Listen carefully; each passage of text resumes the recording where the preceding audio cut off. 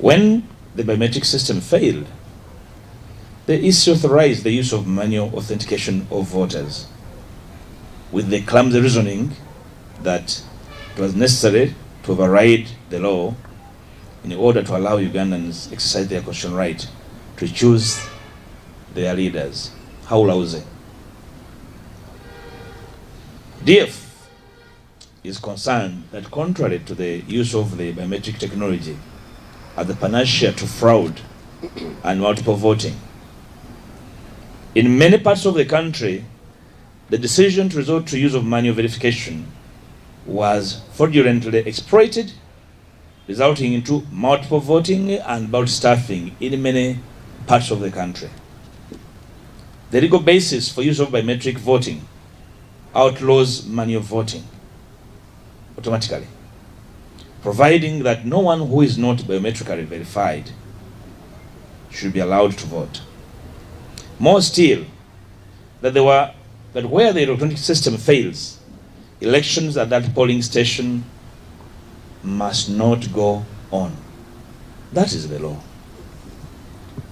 Notwithstanding all excuses by the Electoral Commission for the biometric mess, the DF has come to the conclusion that the Electoral Commission had not prepared enough to adapt to new technology, and worse still, they clearly had no backup plan. But like we said in the preamble, we contend that actually they were deliberately doing this to make the whole process messy and facilitate multiple voting and ballot stuffing. The EC did not comply with the law, and thus the recently concluded presidential and parliamentary elections was conducted outside the law. The DF observes that the biometric voter verification kits worked smoothly and effectively in selected regions and constituencies. You noted that in some constituencies, all machines were working, but failed dismally in targeted constituencies, resulting into fraud, voter suppression, disenfranchisement, and other election malpractices. That said, the DF hereby informs the country that we categorically reject the outcome of the entire presidential and parliamentary election process, and we are consulting on steps to take aimed at challenging processes and outcomes variously. You remember, citizens, that the DF has been at the forefront.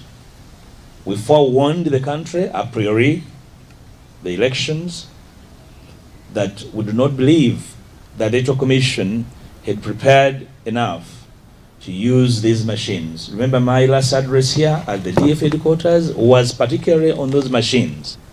And we're not here to say that it's a deja vu. We're just saying that citizens should learn to listen, and political actors should stop grandstanding, and they should learn to listen and cooperate. And now we know that actually the machines were not intended to facilitate an election, but as a facade to blur wide-ranging electoral fraud, as we saw it in various parts of the country. And therefore, as the DF, we cannot associate with an outcome blurred and littered all over with fraud and malpractice. Remember, we talked about ill preparation, lack of training, lack of stimulation. You can retrieve our last presser. These are the issues. You must have moved with your cameras at polling stations, with the top officials fidgeting with the gadgets, and in many places, indeed, the EC deployed and trained polling officials, essentially because they had intended to make the entire process messy to benefit and get particular outcomes.